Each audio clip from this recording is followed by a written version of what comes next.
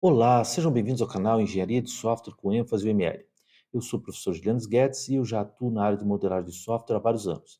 Eu tenho 4 livros publicados sobre o assunto e eu já ministrei diversas palestras e cursos técnicos sobre modelagem de software utilizando a linguagem UML. Na aula de hoje, eu vou falar sobre priorização de requisitos, que é uma atividade normalmente executada durante a fase de análise de requisitos. Então, eu vou apresentar algumas técnicas de priorização, principalmente a técnica Moscou. Então, vamos iniciar nossa aula.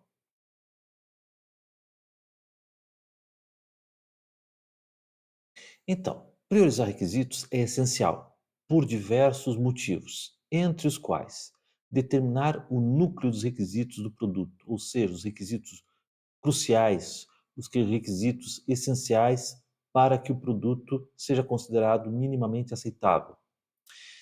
Ah, Então, é importante que eu consiga priorizar os requisitos, além de descobrir quais são os requisitos essenciais que precisam obrigatoriamente ser desenvolvidos, eu consigo identificar quais requisitos que podem ser úteis, mas ainda assim possam ser deixados para versões futuras, em situações em que o cronograma não seja suficiente para desenvolver o software, que o orçamento não seja adequado, que ocorra algum problema com a equipe de desenvolvimento, alguns dos seus membros saiam do projeto, em situações em que a real complexidade das funcionalidades não foi avaliada corretamente, em situações que novos requisitos surjam ao longo do projeto. Então, priorizar requisitos é útil para saber que requisitos precisam obrigatoriamente ser desenvolvidos e quais requisitos podem eventualmente ser negociados em situações não previstas, em situações em que não é possível atender completamente todas as solicitações do cliente. Então, sabendo quais são os requisitos essenciais, eu sei o mínimo que eu tenho que desenvolver para deixar o cliente minimamente satisfeito. Então, uma maneira de priorizar requisitos, levando em consideração a sua importância, é determinar se os requisitos eles são essenciais, desejáveis ou opcionais. Então, o requisito ele é essencial se, caso ele não seja atendido, o software não será considerado aceitável pelas partes interessadas. Então, requisitos essenciais são aqueles requisitos que precisam obrigatoriamente ser implementados. Então, eles enfocam as características mais cruciais para o software, mais importantes para o software, e eles constituem o mínimo que pode ser considerado aceitável para a entrega do produto. Então, requisitos essenciais, eles recebem sempre o nível de prioridade mais alto. E nós temos os requisitos que são considerados desejáveis. São requisitos que são bastante importantes também, eles agregam muito valor ao software, porém, o produto, ele continuaria sendo aceitável caso esse tipo de requisito ele não fosse, atendido. Então, em situações como eu falei, em que houver atraso no cronograma, cortes no orçamento, ah, alguma diminuição da equipe de desenvolvimento, situações em que a complexidade é maior do que a prevista, situações em que surgem novos requisitos. Então, os requisitos desejáveis poderiam, em uma situação extrema, ser deixados por uma versão futura. Então, requisitos desejáveis, eles recebem um nível de prioridade intermediário. Mas seria muito bom, requisitos desejáveis sempre devem ser implementados na medida do possível. Mas, diferente dos essenciais, eles podem ser deixados por uma nova versão, em último caso. E nós temos requisitos opcionais. Então, o requisito ele é opcional quando o valor que ele agrega ao software é pequeno, é pífio, é de pouca monta. Então, são requisitos que, se não fossem implementados, o produto ainda assim seria plenamente ou bastante satisfatório sem ele. Então, esse tipo de requisito ele recebe o nível de prioridade mais baixo e vai ser atendido por último, e somente se isso for realmente possível, se houver tempo e se o orçamento permitir. E, obviamente, os requisitos opcionais vão ser sempre os primeiros a serem descartados em situações em que é necessário negociar requisitos. Agora eu vou falar sobre a técnica Moscou, que é uma técnica que é utilizada, obviamente, para priorizar requisitos, e ela classifica os requisitos em quatro categorias, que são os must have, os should have, os could have e o will not have. Os requisitos must have são os que obrigatoriamente precisam ser implementados, ou seja, os essenciais. Os should have são os que deveriam ser implementados, ou seja, os requisitos desejáveis, e os could have seriam os requisitos opcionais, os requisitos com menos importantes, que seria bom se fosse possível implementar, mas também se não fossem implementados, o impacto seria pequeno para o produto final. Já os requisitos will not have ou won't have, eles são requisitos que não serão implementados, pelo menos não na versão atual, por não terem prioridade para esse projeto, e muitas vezes eles estarem fora do escopo do produto. Vamos falar sobre isso ao longo dessa aula.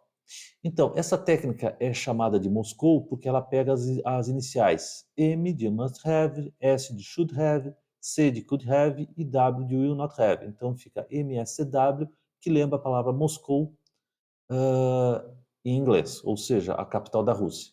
Então daí que vem o nome da técnica. Bom, então, obviamente, os requisitos que forem classificados como must have, eles são requisitos essenciais. Então esse tipo de requisito ele precisa obrigatoriamente ser desenvolvido. E se eles não forem, desenvolvidos, o software não vai ser útil para o cliente, não vai ser útil para as partes interessadas. Então, hã, os requisitos que recebem esse nível considerado prioritário, considerado essencial, eles são inegociáveis. Não é possível negociar esses requisitos, eles precisam ser atendidos. Eles constituem o mínimo necessário para que o software seja razoavelmente considerado aceitável pelas partes interessadas. Sem a implementação de requisitos essenciais, o software não é útil para o cliente. Já os requisitos should have são requisitos que são identificados como sendo muito importantes, eles agregam um valor alto ao produto e eles deveriam ser desenvolvidos. Porém, em situações extremas, como eu já falei, falhas no cronograma, problemas no orçamento, problemas na equipe de desenvolvimento, N problemas, complexidade não estimada corretamente, solicitação de novos requisitos, etc. Então, em situações extremas, o seu desenvolvimento poderia ser negociado e postergado para uma segunda versão.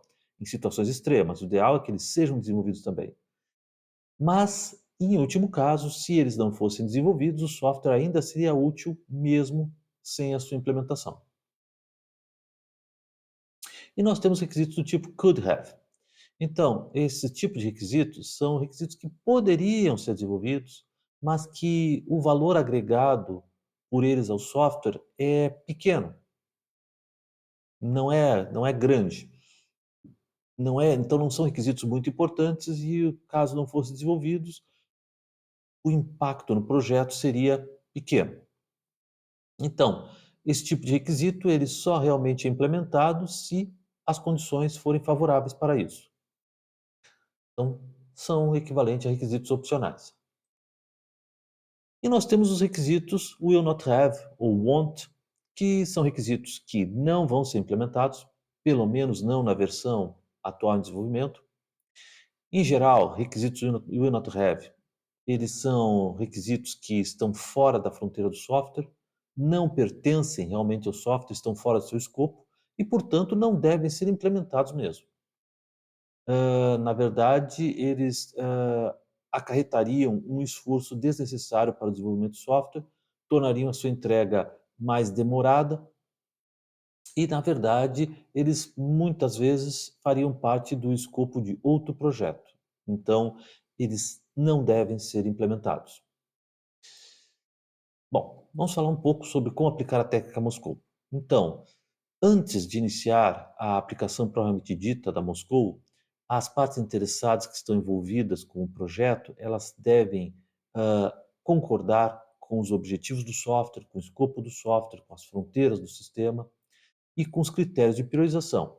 Elas devem ser informadas a respeito da técnica de priorização que será utilizada, como ela é aplicada, e no momento que eles estão de acordo com essa técnica, então os requisitos passarão a ser priorizados.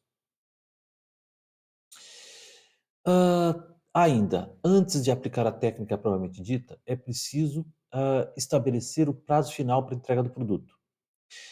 Normalmente, quanto menor for o cronograma, menor deve ser os requisitos com prioridade must have. Existem existem 2 situações. Na verdade, a priorização de requisitos ajuda na negociação com o cliente. Então, se forem identificados requisitos must have que vão exceder o cronograma, então ou o cronograma tem que ser estendido, ou então o projeto tem que ser abandonado. Porque o engenheiro de requisitos tem que dizer: "Com esse prazo que foi dado, nós não temos condições de entregar todos os requisitos must have, todos os requisitos essenciais, então o produto que vai ser entregue não vai satisfazer as partes interessadas, não será suficiente para a empresa. Então, ou se estende o cronograma ou o projeto deve ser abandonado". Ah, Também deve-se elaborar planos para solucionar possíveis conflitos que possam surgir entre os requisitos e, possivelmente, entre as partes interessadas. Existem técnicas específicas de negociação que serão ensinadas em outros vídeos. Ah, e somente após isso, a equipe, então, ela estabelece qual é a percentagem de recursos que serão atribuídos a cada categoria, em termos de, basicamente, tempo. Bom, aqui nós temos algumas perguntas que auxiliam a identificar requisitos com prioridade must have. Então, as perguntas são: o software será realmente útil sem esse requisito? O produto final satisfará o cliente sem esse requisito? O software terá legalidade sem esse requisito? O software funcionará se esse requisito não for implementado? A não implementação desse requisito acarretará prejuízo para a empresa ou a organização não será autorizada a utilizá-lo ou disponibilizá-lo ou comercializá-lo? O produto não será seguro sem esse requisito, em termos que permitirá invasões não autorizadas ou poderá causar grandes prejuízos ou perdas de vida ou impactos negativos ambientais? Ah, então, após essas perguntas, se concluir que o software ele seria viável, mesmo que o requisito em questão não fosse implementado na atual versão, então esse requisito precisaria ser classificado como should have ou could have. Caso não se tenha chegado a essa conclusão, pelo contrário, que o software ele não seria viável se o requisito não fosse implementado, então ele deve receber a classificação must have. Hã, Falando, sobre os requisitos com prioridade should have. Então, esse tipo de requisito, eles são, como já foi falado, muito importantes para o projeto, eles agregam grande valor ao software, são, portanto, altamente desejáveis e deveriam ser implementados. Porém, eles não são absolutamente necessários, tá? Em último caso, eles podem não ser implementados na versão atual, porque, o software produzido sem eles ainda seria útil para a organização. Então eles podem ser negociados em casos extremos de problemas orçamentários, de cronograma, problemas da equipe, etc. E ser então implementados em uma nova versão. Algumas perguntas para identificar requisitos com prioridade should have. Quanto valor esse recurso agrega ao projeto? Essa não é uma pergunta muito fácil de responder. O software continuaria sendo útil para a organização se esse requisito não fosse implementado? Esse requisito pode ser implementado na próxima versão do produto? Com relação à primeira pergunta, é necessário uma certa experiência do engenheiro de requisitos e ter bastante auxílio de usuário-chave, usuários com experiência, na empresa, com conhecimento sobre o domínio do problema, com conhecimento sobre o setor ou processo onde o software será implementado. Hã, então é sempre importante trazer esse tipo de, parte interessada para ajudar na priorização dos requisitos. Com relação a requisitos should have e could have.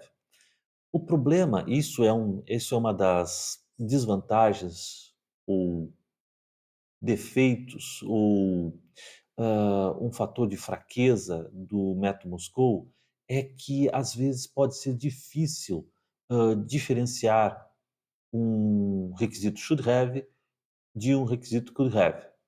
Porque a diferença está no valor que ele agrega ao produto. E como eu falei, medir esse valor às vezes é bastante subjetivo, às vezes é muito complexo. Por isso, como eu falei, é necessário a participação de partes interessadas com experiência, com bastante conhecimento sobre o problema, sobre o processo que vai ser substituído pelo software, ou que irá ser auxiliado pelo software, sobre o departamento onde ele vai estar sendo implantado.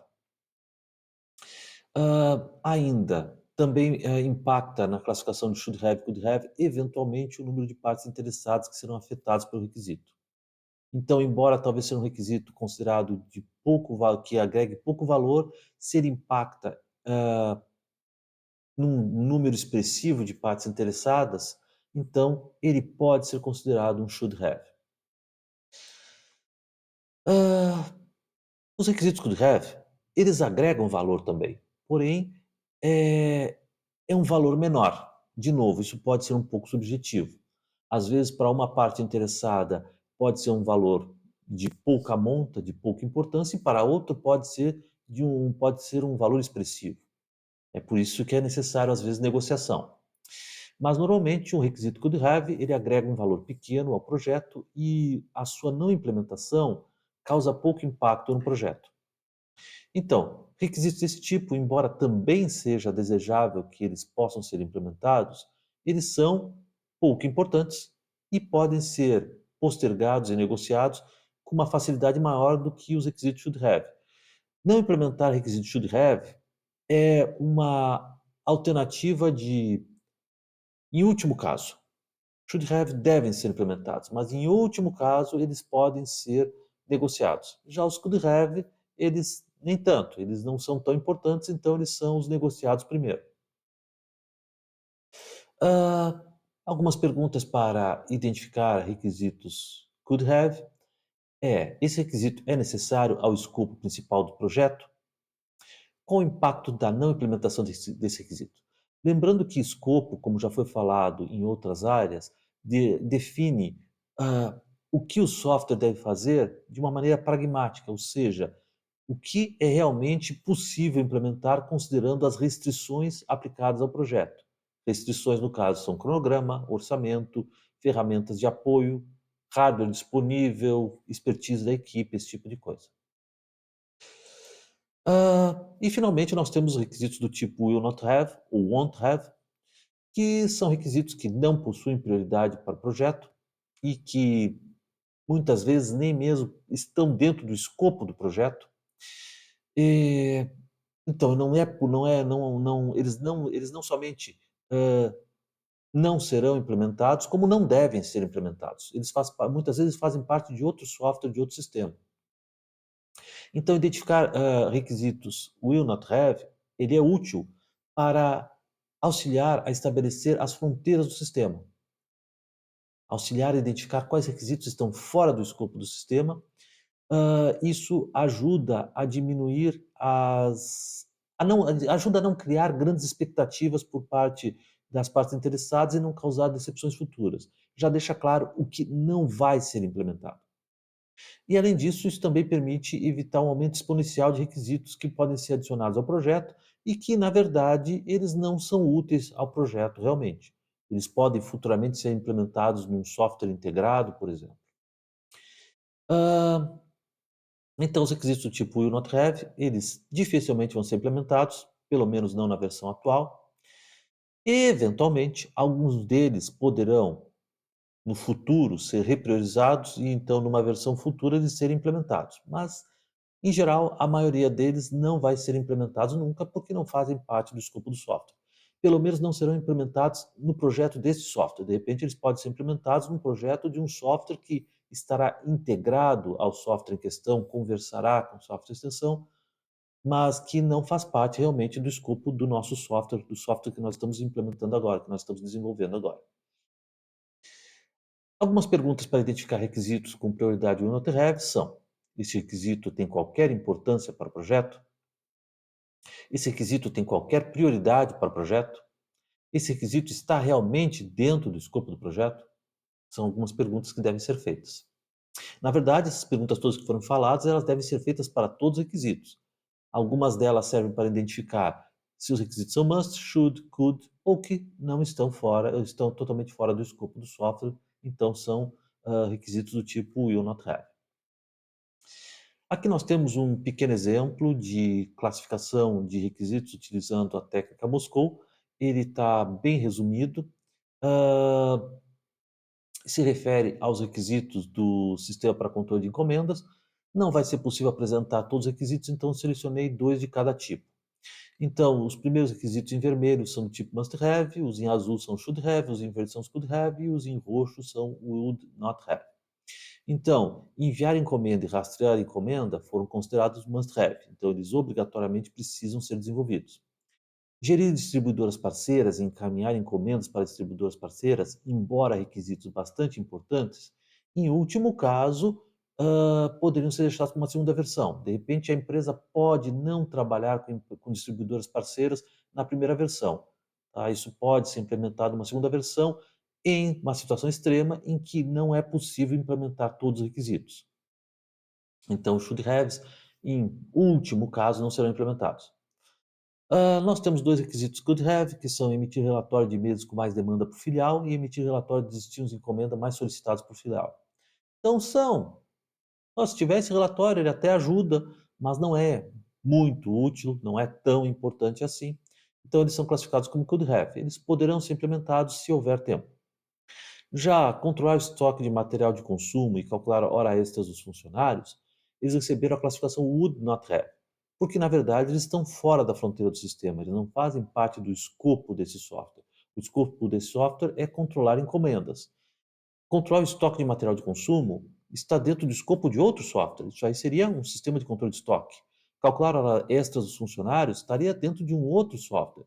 Seria, por exemplo, um sistema de folha de pagamento, ou coisa parecida, mas não do sistema de controle de encomendas. Então, são requisitos que não serão atendidos.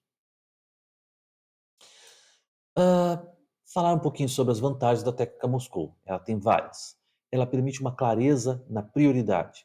Então, ela permite identificar claramente o que é essencial e o que pode ser eventualmente negociado numa versão futura, ou mesmo descartado se não fizer parte do escopo do software.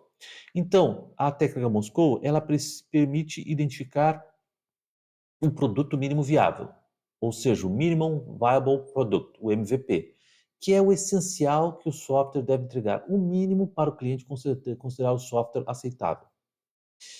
Ah, Uma outra vantagem é a facilidade de entendimento. Priorizar requisitos facilita a comunicação, ajuda na negociação com os clientes, ajuda na solução de conflitos e nas disputas entre as partes interessadas. Numa vez que os requisitos eles forem priorizados, se pode utilizar esse argumento durante as negociações de conflitos que podem eventualmente surgir entre as partes interessadas.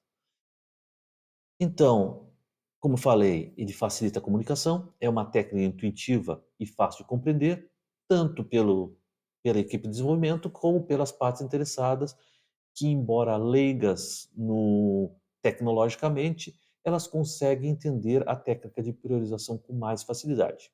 E como falei, isso ajuda na negociação, na solução de conflitos. Uma outra vantagem é o alto foco no valor de negócio. Ele ajuda também, ainda relacionado à facilidade de comunicação, ele ajuda e incentiva que a equipe e as partes interessadas discutam sobre o valor que cada requisito agregará ao projeto. Então, vai permitir com que a equipe entenda quais são os requisitos mais importantes e vá focar naquilo que realmente agrega valor ao negócio. Também permite uma gestão eficaz de expectativas, porque já deixa claro o que será e o que não será desenvolvido e qual o nível de prioridade do que será desenvolvido. Então, não gera falsas expectativas, já deixa claro para algumas partes interessadas: este requisito não será desenvolvido porque está fora do escopo. Também permite já deixar claro para as partes interessadas quais requisitos poderão não ser desenvolvidos se houver problemas ao longo do projeto. Uma outra vantagem é a flexibilidade. As prioridades elas podem ser ajustadas ao longo da evolução do projeto. Isso permite uma maior agilidade e capacidade de adaptação do projeto, o que está dentro da ideia dos métodos ágeis. Então, uma outra vantagem da técnica Moscou é que ela suporta o desenvolvimento ágil, ah, uma vez que essas metodologias ágeis elas prezam a entrega contínua de valor. Então, o suporte de desenvolvimento ágil, ele, hã, permite enfocar nos requisitos essenciais, que serão os primeiros a a serem implementados nas primeiras iterações. Também permite a adaptação às mudanças, quando surgirem novos requisitos ou, os requisitos sejam modificados e a sua priorização mude. E, dessa forma, auxilia na entrega de versões incrementais do produto.